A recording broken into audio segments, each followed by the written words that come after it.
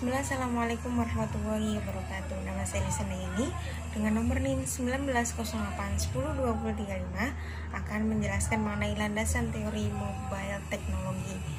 Nah, menurut Wikipedia, mobile teknologi adalah istilah kolektif yang digunakan untuk menggambarkan berbagai jenis teknologi komunikasi seluler, handphone, code division, multiple access atau CDMA.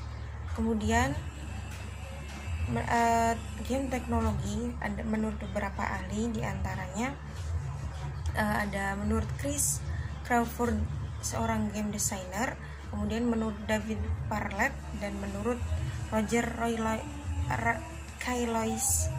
Nah, diantaranya dari beberapa pengertian ini dapat disimpulkan berupa sebuah aktivitas atau interaktif dan memiliki tujuan dalam pencapaiannya yang diatur oleh sebuah aturannya sendiri, adanya perilaku aktif dan memiliki lawan main, serta memiliki sebuah akhir.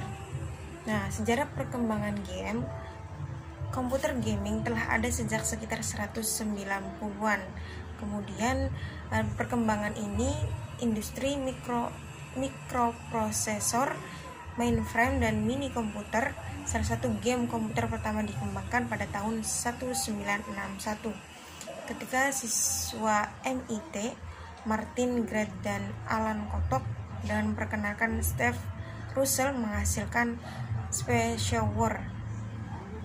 Nah, pada PDP 11 oleh Will Crowther tahun 1976 dan dikembangkan lagi oleh Don Woods di tahun 1977. Kemudian ada klasifikasi game. Nah, di sini ada beberapa klasifikasi game, diantaranya early childhood, yaitu 3+. Di sini digunakan pada anak usia 3 tahun dan lebih tua, mengandung materi yang tidak pantas orang tua akan menemukannya. Nah, kemudian everyone, yaitu 6+, memiliki konten yang mungkin cocok untuk usia 6 tahun ke atas. Dalam kategori ini mungkin berisi sedikit kartun, fantasi, atau kekerasan ringan, jarang menggunakan bahasa ringan. Nah, yang kemudian ada everyone 10+, yaitu di sini berisi kategori lebih banyak kartun, fantasi, atau kekerasan ringan, bahasa ringan, atau minimal tema sugestif. Kemudian ada 10 atau 13+, yaitu berisi kekerasan atau tema sugestif, humor kasar, sedikit darah, simulasi perjudian, atau jarang menggunakan bahasa yang kuat. Selanjutnya itu mature 17+, memiliki konten yang cocok untuk siswa 17 lebih tua. Nah, berisi intens kekerasan, darah dan darah kental, konten seksual, atau bahasa yang kuat. Kemudian ada audio only atau 18+, yang mengkategorikan termasuk adegan yang intens, lama kekerasan, dan grafik konten seksual dan ketelanjangan. Nah, di sini ada RP atau rating pending, yaitu menunggu penilaian akhir. Simbol ini hanya muncul dalam iklan sebelum permainan dibebaskan. Kemudian ada aja berbagai jenis-jenis, apa saja berbagai jenis-jenis game. Yang pertama di sini ada simulasi, yaitu termasuk game online, simulasi konstruksi dan manajemen, simulasi kendaraan seperti yang diterapkan pada pemain balapan, perang, luar angkasa, dan meja. Kemudian ada edukasi yang disebut dengan tujuan sebagai alat pendidikan, yaitu di sini mengedukasi tentang memperhitungkan berbagai hal agar game ini benar-benar dapat mendidik, ya, seperti belajar bahasa asing, angka, matematika. Kemudian ada entertainment atau bisa disebut kalau kita itu dunia acting. Nah, entertainment ini meliputi aksi shooting atau fighting, pertarungan, kemudian petualangan, game, kemudian role playing, dan casual games, multiplayer online. Sudah ya? Baik.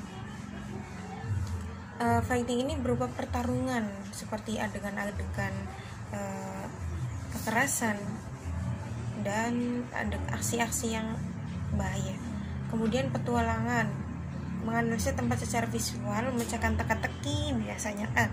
Kemudian dari role playing, yaitu tokoh utamanya di mana sering kita memainkan karakter tersebut dapat berubah dan berkembang ke arah yang ingin atau sesuai yang kita inginkan.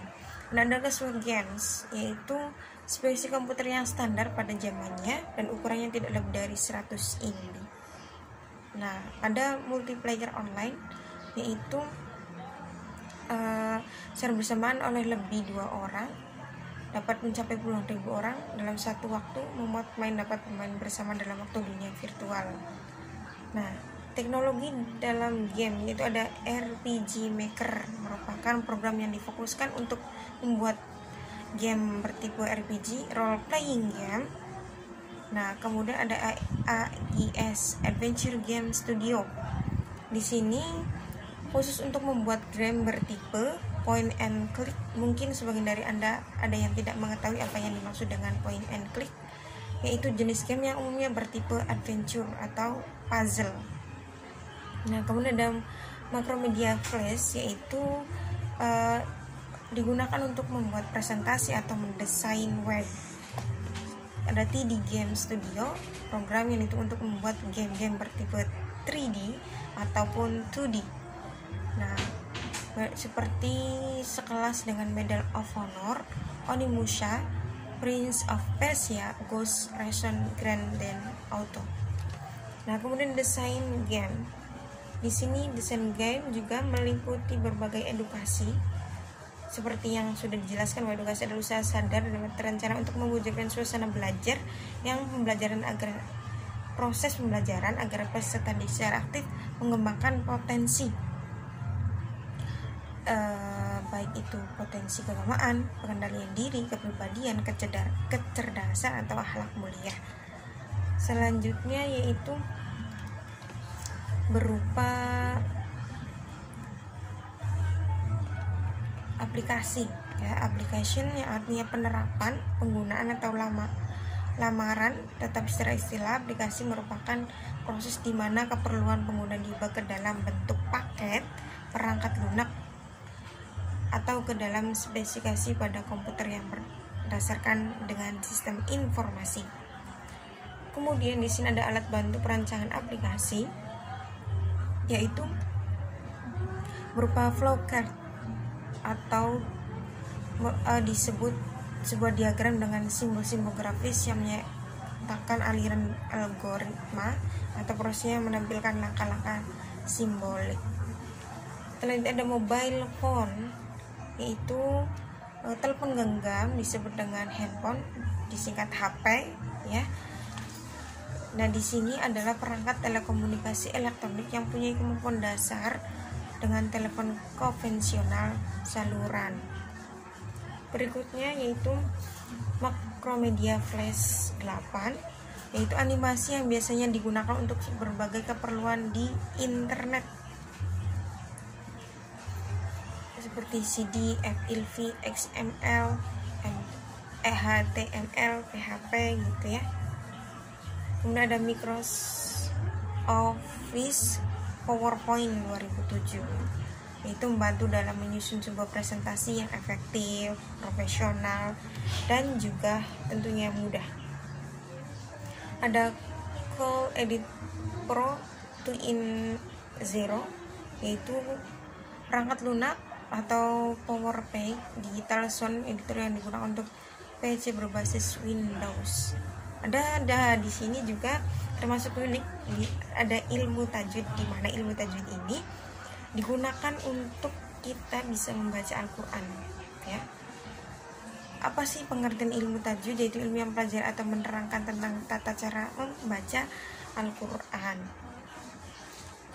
Nah, pada ilmu tajwid ini kita akan mengetahui hukumnya. Apa hukumnya? Yaitu fardu kifayah. Apabila dalam sebuah kampung atau sebuah desa seorang mengerjakan, maka gugur kewajibannya. Kemudian ada tingkat ilmu tajwid, ada apa aja? Yang pertama, makhrijul huruf, atau bisa disebut dengan tempat keluarnya huruf. Kemudian ada sifatul huruf, sifat-sifatnya huruf, ada akamut tajwid, yaitu hukum-hukum yang berkenaan dengan pembacaan. Nah, makharijul huruf dalam ilmu tajwid yaitu berupa al-jawf, yaitu rongga mulut. Nah, huruf al-jawf ini itu ada alif, wawu, dan ya.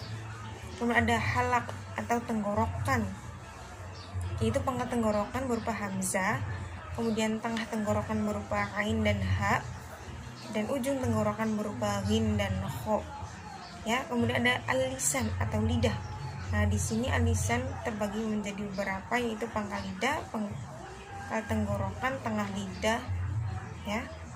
Kemudian ada syafatain atau dua bibir. Nah, pada syafatain ini terdapat beberapa, yaitu yang pertama bagian dari bibir, bagian dalam bibir dirapatkan ke ujung gigi atas, hurufnya adalah fa. Kemudian pada bibir atas dan bibir bawah hurufnya ada 3, wawu, mim, ba. Dan yang ketiga al-khoyshum, yaitu lubang pangkal hidung, keluar makhraj gunna atau sengau. Semua bacaan yang sengau, gunna musyaddadah, idgham bi gunna, iqlab, ikfa, termasuk dalam makhraj ini. Baik, terima kasih.